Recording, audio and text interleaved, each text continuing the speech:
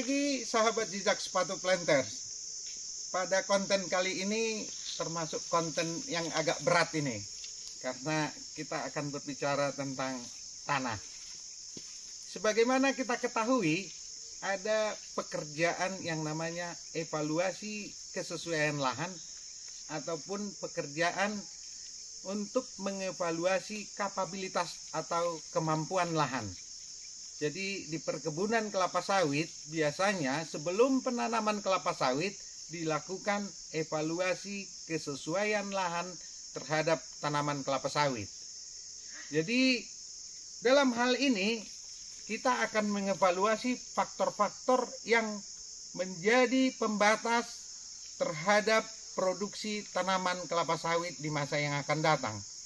Dari faktor-faktor tersebut nanti akan bisa dijabarkan dan diklasifikasikan sehingga ada lahan kelas 1, kelas 2, kelas 3, N1, N2 atau sering disebut S1, S2, S3 atau N1, N2.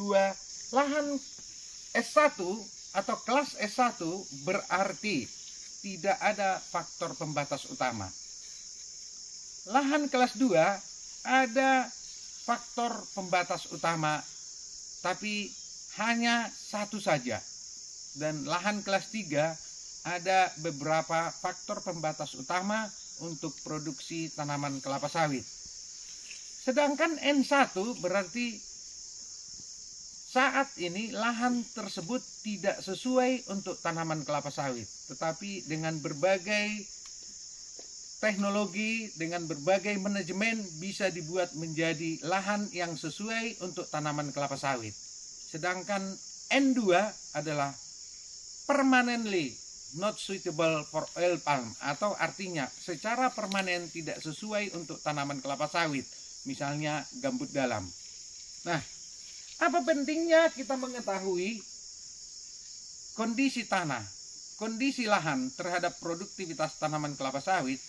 Dengan mengetahui kelas-kelas lahan tadi, maka ditentukanlah produktivitas masing-masing jenis varietas bibit terhadap produksi nantinya.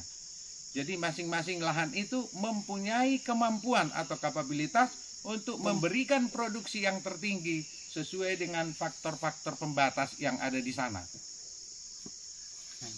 Kalau areal sudah tanam seperti ini, ya, kita juga perlu mengetahui kondisi tanah kita, karena ini sangat penting, ya. Sebenarnya di dalam penyusunan rekomendasi pemupukan ada beberapa metode yang digunakan. Salah satu adalah metode nutrient replacement atau penggantian nutrisi yang diberikan kepada tanaman, ya. Jadi ketika diangkut hasil panen misalnya 24 ton, maka kita harus memberikan nutrisi untuk menggantikan yang terangkut dalam 24 ton TBS tersebut.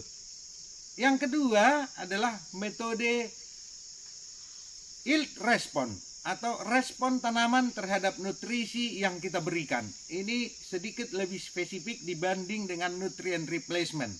Jadi rekomendasi pemupukan disusun berdasarkan respon tanaman terhadap pupuk yang kita berikan. Logikanya kira-kira seperti ini. Jika semakin kita naikkan dosis pupuk, respon tanaman terhadap produksi semakin meningkat, berarti ada peluang bagi kita untuk selalu memberikan pupuk lebih besar. Ini ibaratkan kalau manusia, ada seseorang yang kalau kita kasih makan 1 piring nasi, dia bisa mengangkat beban misalnya 50 kilo. Kalau kita kasih 2 piring bisa 60 kilo, dan kita kasih 3 piring bisa misalnya 75 kilo, maka secara nutrisi atau secara asupan energi kita bisa meningkatkan energi bagi dia dan nanti produktivitasnya akan meningkat. Demikian juga dengan kelapa sawit.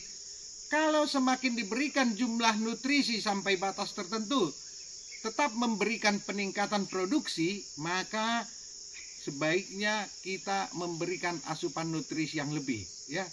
Jadi itulah kira-kira kenapa kita harus mengetahui kelas-kelas lahan kita, karakteristik tanah kita, supaya kita bisa mengetahui respon tanaman kita terhadap pupuk yang kita berikan seperti apa. Pertanyaannya, dari mana itu bisa didapat? Tentunya hal itu bisa didapat dari percobaan-percobaan pemupukan yang sudah dilakukan selama puluhan tahun dan di berbagai areal. Selama puluhan tahun di berbagai daerah, di berbagai jenis tanah. Nah, kalau kita sudah mempunyai data percobaan pemupukan di kelas lahan tertentu, di jenis tanah tertentu, itulah yang kita sesuaikan dengan jenis tanah kita, sehingga kita bisa mengetahui apakah lahan kita ini, apakah tanah kita ini masuk ke dalam yield respon yang mana. Dan itulah nanti dijadikan sebagai pedoman di dalam penyusunan rekomendasi pemupukan. Nah, seperti kami sampaikan di awal tadi, ini merupakan konten yang berat karena kita akan menjabarkan tentang karakteristik tanah. Sebagaimana di sini telah dibuat, ini merupakan profil tanah yang menggambarkan penampang tanah. Di sekitar areal ini kira-kira seperti ini, terdapat 5 lapisan. Dan kalau kita lihat juga, itu di bagian atas dan bagian yang kedua, itu perakaran sedikit. Jadi ada berarti pembatas tertentu di sini yang menyebabkan akar tidak mau turun jauh ke bawah. Ini yang harus kita pelajari. Dan kalau kita lihat juga, bahan organik, lapisan bahan organik di lapisan atas itu hanya sedikit, ya. Jadi tanah ini akan kita evaluasi sesuai dengan karakteristiknya, baik itu karakteristik fisik maupun kimia, untuk mendapatkan apakah lahan ini termasuk kelas berapa dan yield responnya seperti apa.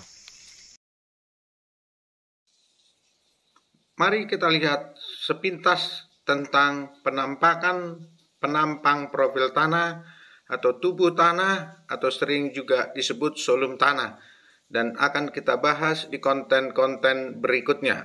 Ya. Dan berikut ini mari kita lihat tentang warna tanah. Color book atau buku warna tanah untuk melihat atau mencocokkan warna tanah dari masing-masing lapisan kira-kira seperti apa. Misalnya ini dari lapisan yang kedua masuk atau lebih cocok terhadap 10 IR 5/8, yang artinya kalau kita lihat di sini 10 YR 5/8 adalah yellowish brown atau coklat kekuningan. Jadi masuk akal ya, ini coklat kekuningan. Nah, itu aja.